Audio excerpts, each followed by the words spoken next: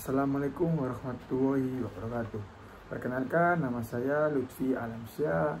Di sini saya akan menjelaskan terkait tahapan persidangan gugatan tata usaha negara di Pengadilan Tata Usaha Negara.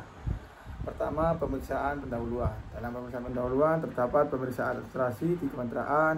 Yang kedua, dismissal prosedur oleh Ketua PT UN yang mana diatur dalam pasal 62 Undang-Undang Peraturan Tata Usaha Negara. Dan yang ketiga, pemeriksaan persiapan yang mana diatur dalam pasal 63 Undang-Undang Peradilan Tata Usaha Negara. Selanjutnya, pemeriksaan persidangan. Yang pertama, pembacaan gugatan yang mana diatur dalam pasal 74 ayat 1 Undang-Undang Peradilan Tata Usaha Negara. Yang kedua, pembacaan jawaban yang mana diatur dalam pasal 74 ayat 1 Undang-Undang Peradilan Tata Usaha Negara. Yang ketiga, replik yang mana diatur dalam pasal 75 ayat 1 Undang-Undang Peradilan Tata Usaha Negara.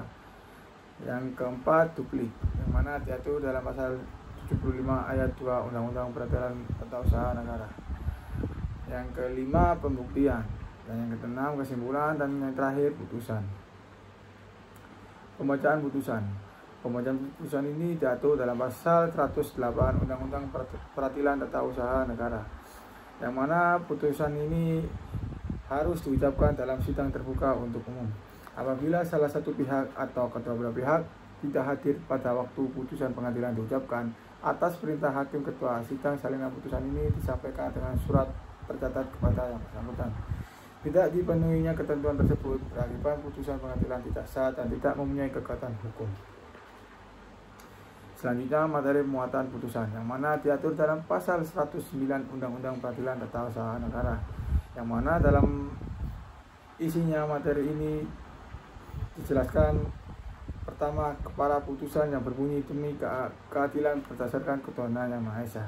Kedua, nama, jabatan kewarganegaraan, tempat kediaman atau tempat kedudukan para pihak yang bersengketa. Yang ketiga, ringkasan gugatan dan jawaban tergugat yang jelas. Yang keempat, pertimbangan dan penilaian setiap bukti yang diajukan dan hal yang terjadi dalam persidangan selama sengketa itu diperiksa. Yang kelima, alasan hukum yang menjadi dasar putusan. Yang keenam, amar putusan tentang sengketa dan pihak perkara. Dan yang terakhir, hari, tanggal putusan dan nama hakim yang memutus, nama panitera serta keterangan tentang hadir atau tidak hadirnya para pihak. Selanjutnya, amar putusan. Amar putusan ini diatur dalam pasal 97 ayat 7 Undang-Undang Peradilan Tata Usaha Negara, yang mana di dalamnya terdapat gugatan ditolak, gugatan dikabulkan, gugatan tidak diterima, ataupun gugatan gugur. Amar tambahan dalam putusan Peradilan Tata Usaha Negara, yang mana diatur dalam pasal 97 ayat 8 dan 9 Undang-Undang Peradilan Tata Usaha Negara, yang mana dalam hal gugatan dikabulkan, maka dalam putusan pengadilan tersebut dapat ditetapkan kewajiban yang harus dilakukan oleh badan atau pejabat tata usaha negara yang mengeluarkan keputusan berupa pencabutan keputusan tata usaha negara yang bersangkutan dan menerbitkan keputusan tata usaha negara yang baru. Cara pengambilan putusan yang mana diatur dalam pasal 97 ayat 3, 4, dan 5 Undang-Undang Peradilan Tata Usaha Negara, yang mana yang pertama, putusan dalam musyawarah majelis yang dipimpin oleh hakim ketua.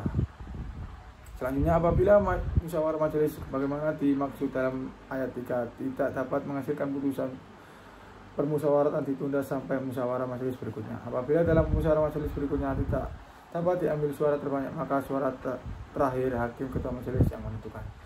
Sekian dari saya. Wassalamualaikum warahmatullahi wabarakatuh.